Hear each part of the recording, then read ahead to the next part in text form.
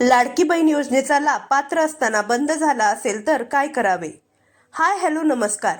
आपल्या सर्वांचे महत्त्वाची माहिती या चॅनलवरती मनापासून स्वागत आहे.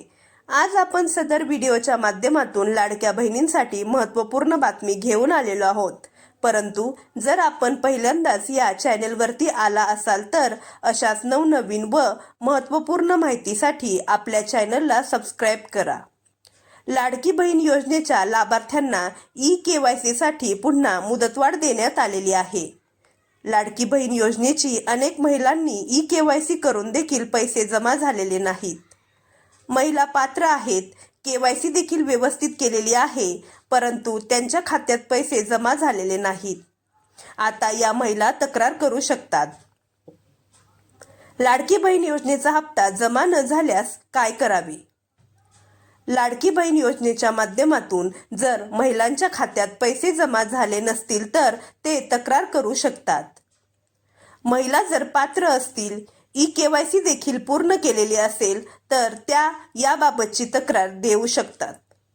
संबंधित महिलांनी जिल्ह्याच्या महिला व बाल विकास विभागाच्या कार्यालयात जाऊन या बाबतीमध्ये माहिती द्यायची आहे.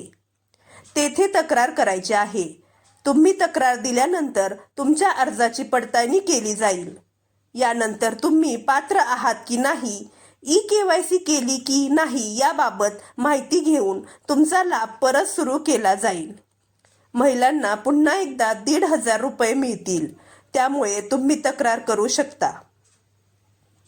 लाडक्या बहिणींसाठी महत्त्वाची बातमी. अनेक महिलांनी ई-केवायसी मध्ये चुकीची माहिती दिलेली आहे. त्यामुळे त्यांचा लाभ बंद झाला आहे. या महिलांनी पुन्हा एकदा ई-केवायसी करून त्यामध्ये दुरुस्ती करायची आहे. जर तुम्ही दुरुस्ती केली असेल तरीही तुम्हाला पैसे आले नसतील तर तुम्हाला अजून काही दिवस वाट पाहावी लागणार आहे. या योजनेत केवळ दुरुस्ती केलेल्या महिलांना 3 महिन्याचा एकत्र लाभ दिला जाणार आहे. यासाठी 31 एप्रिलपर्यंतची मुदत वाढवून देण्यात आलेली आहे. त्यानंतर महिलांना एकत्र हप्ता दिला जाणार आहे. चला तर मग भेटूया पुढच्या व्हिडिओमध्ये. नमस्कार.